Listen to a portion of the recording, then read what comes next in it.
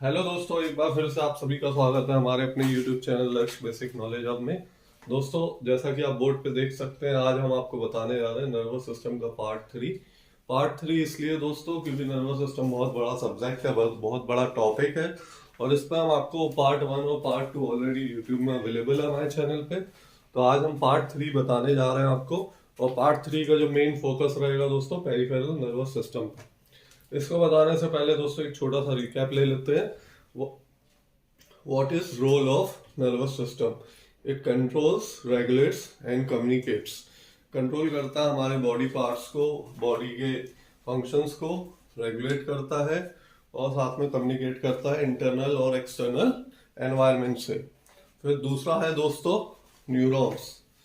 What is neuron? Neuron is cell body of nervous system, जो कि 1 millimetre से up to 100 millimetre तक और 1 मीटर तक ये लंबे हो सकते हैं बॉडी में। एक न्यूरॉन, एक कुछ हमारे बॉडी में ऐसे पार्ट्स है जहाँ पे नर्व्स का काम करते हैं, पूरा पूरा नर्व एक न्यूरॉन में शामिल हो जाता है।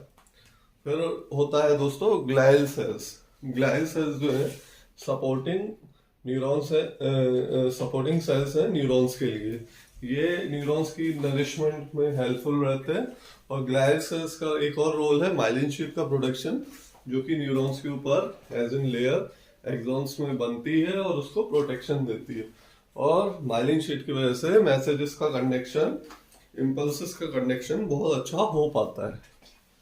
फिर दोस्तों न्यूक्लियाई आता है। न्यूक्लियाई इज अ बंडल और group of cell bodies in the central nervous system.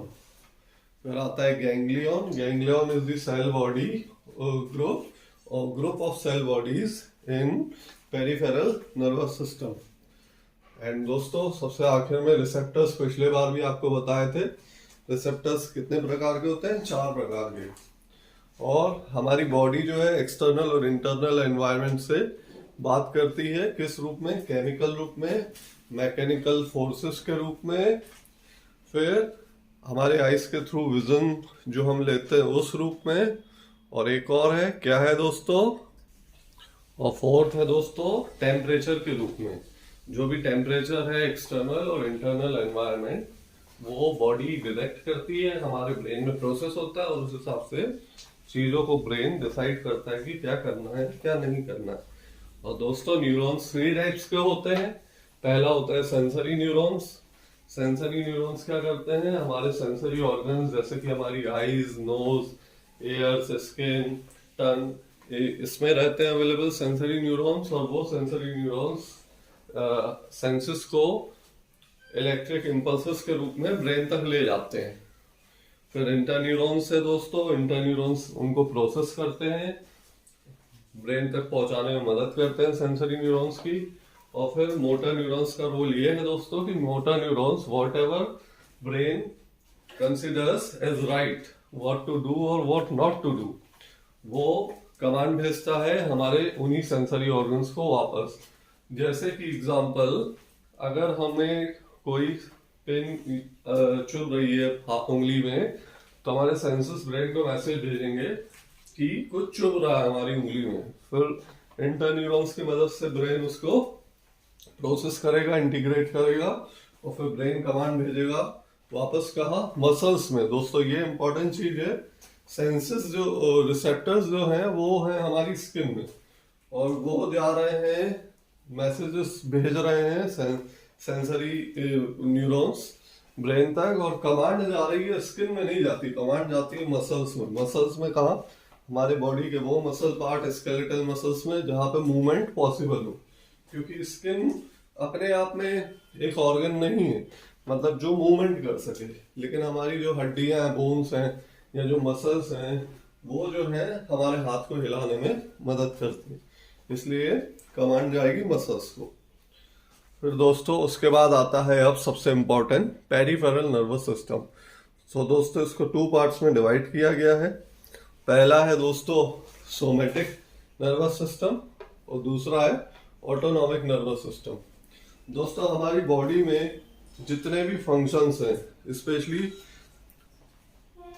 Skeletal muscle movement से जुड़े हुए, जैसे हम हाथ चलते हैं, पैदल दौड़ते हैं, हाथ पांव हिलाते हैं, इस सब में दोस्तों किसका रोल है? पेरिफेरल नर्वस सिस्टम के सोमेटिक नर्वस सिस्टम का। दोस्तों इसमें एक चीज और बहुत जरूरी है जो आप सबको जाननी है। आप जैसा कि स्क्रीन पे देख सकते हैं कि सेंट्रल नर्वस सिस्टम बना है ब्रेन और स्पाइनल कॉर्ड से, जबकि पेरिफेरल नर्वस सिस्टम सिर्फ और सिर्फ पेरिफेरल नर्व से बना है। और इसका जो पार्टीशन किया गया है एज पर द फंक्शंस, वो है सोमेटिक और ऑटोनॉमिक नर्वस सिस्टम। और दोस्तों पेरिफेरल नर्वस सिस्टम बेसिकली करता क्या है? पेरिफेरल नर्वस सिस्टम कनेक्ट करता है सेंट्रल नर्वस सिस्टम को ऑर्गन से, सेंट्रल नर्वस सिस्टम को ऑर्गन से, हमारे लिम्स से और हमारी स्किन से। ये आपको याद रखना है।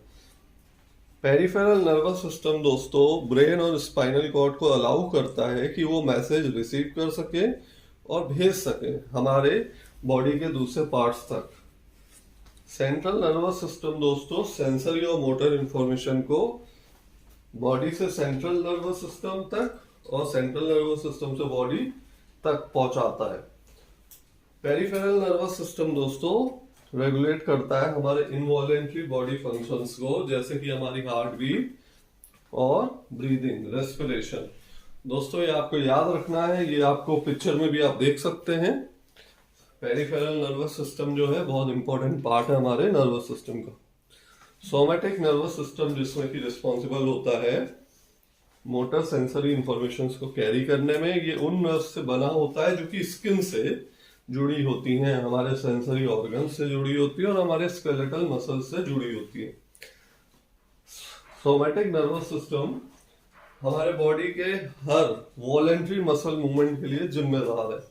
वॉलेंट्री मसल मूवमेंट मतलब जो हम जानबूझ के करते हैं, जिसका हमको पता चलता है। फिर दोस्तों सोमेटिक नर्वस सिस्टम प्रोसेस करता है उन सेंसरी इंफॉर्मेशंस को जो कि एक्सटर्नल एनवायरनमेंट से ली गई हैं, जैसे कि हियरिंग जो हम सुनते हैं, टचिंग जो हम महसूस करते हैं जब कोई हमें टच करता है कोई चीज, और साइट जब हम कुछ देखते हैं।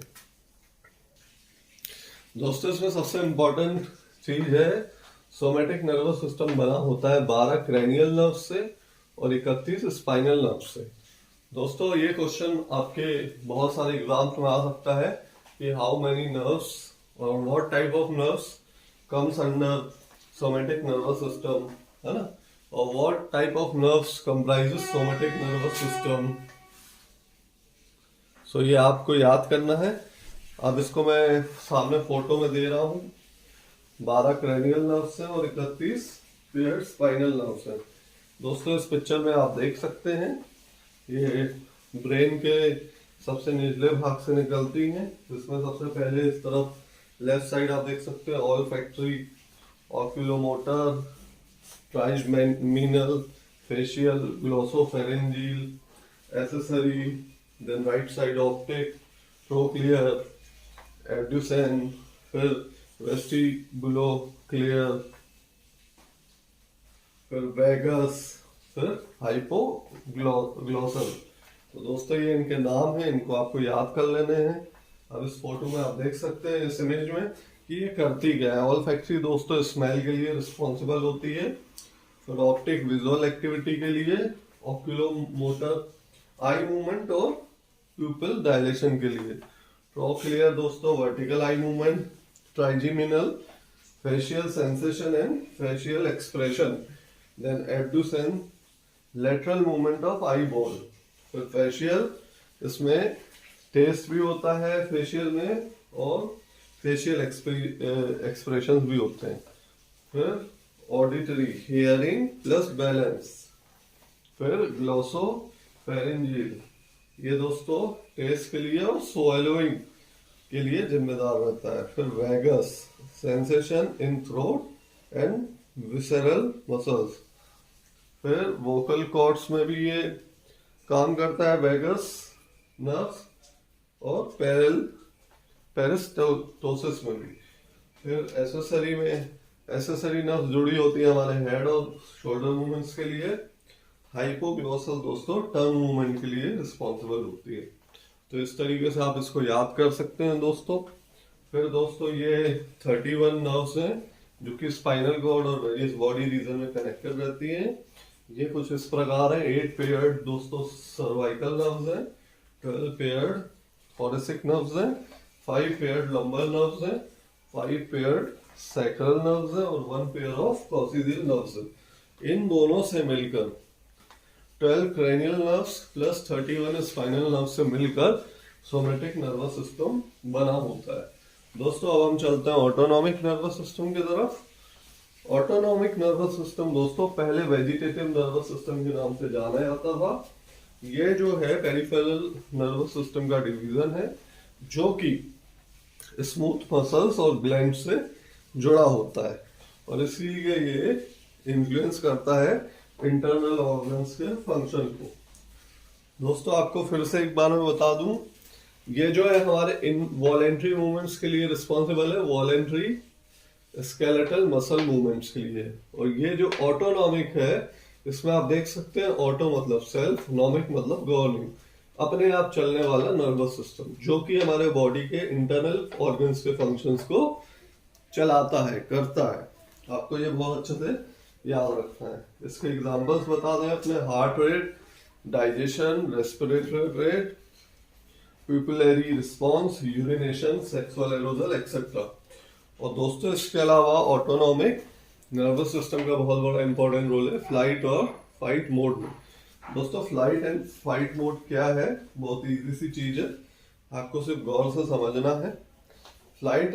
फ्लाइट मोड ये बोलता है कि जब भी कभी हम स्ट्रेस में होते हैं, मान लीजिए किसी से लड़ाई हो गई, मान लीजिए एक्सीडेंट हो गया, या कोई ऐसी कंडीशन है फाइनेंशियल क्राइसिस वाली, जब हम स्ट्रेस में होते हैं तो दो चीजों में ऑटोनॉमिक नर्वस सिस्टम काम करता है, दो तरीके से, एक तो फ्लाइट और दूसरा फाइट।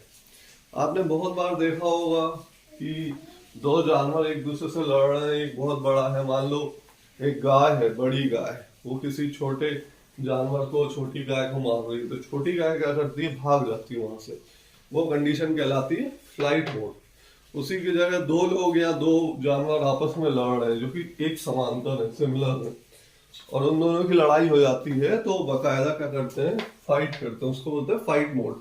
तो हमारा जो ऑटोनॉमिक नर्वस सिस्टम है वो हमको खतरे का अंदाजा देता है और हमको ये सोचने पे मजबूर करता है, मदद करता है कि हमको भागना है कि उस चीज से लड़ना है। दूसरी चीज ये है दोस्तों, जब हम ओवर स्ट्रेस्ड होते हैं, ये तो हो गई लड़ाई की बात, मान लीजिए फाइनेंशियल क्राइसिस है, तब वो ये मोड कैसे काम करेगा, तब वो ऐसे काम करेगा दोस्तों, जब हम बहुत ज्यादा सोचते हैं, हमारे माइंड पे प्रेशर पड़ता है, हमारे हार्ट बीट्स पे भी प्रेशर पड़ता है, वो भी बहुत तेज धड़कने लगता है, तब ऑटोनॉमिक नर्वस सिस्टम उसको कोशिश करता है कि न्यूट्रल करे, समांतर वे में लेके जाए। अब दोस्तों इसको और अच्छे से समझने के लिए ऑटोनॉमिक नर्वस सिस्टम को दो पार्ट्स में डिवाइड किया गया है। एक है सिंपैथिक नर्वस सिस्टम, दूसरा है पैरासिम्पैथिक नर्वस सिस्टम। दोस्तों इसको अगर मैं इसी वीडियो में डालता हूं तो फिर इस वीडियो की लेंथ बहुत लंबी हो जाएगी, इसीलिए हम इसको पार्ट 4 में लेंगे। और उम्मीद है दोस्तों आपको ये वीडियो पसंद आया होगा और समझ में आया होगा, सबसे इम्पोर्टेंट हमारे लिए वो है। So please like, share and subscribe और कमेंट करना ना भूलें। थैंक यू वेरी मच दोस्तों, बाय।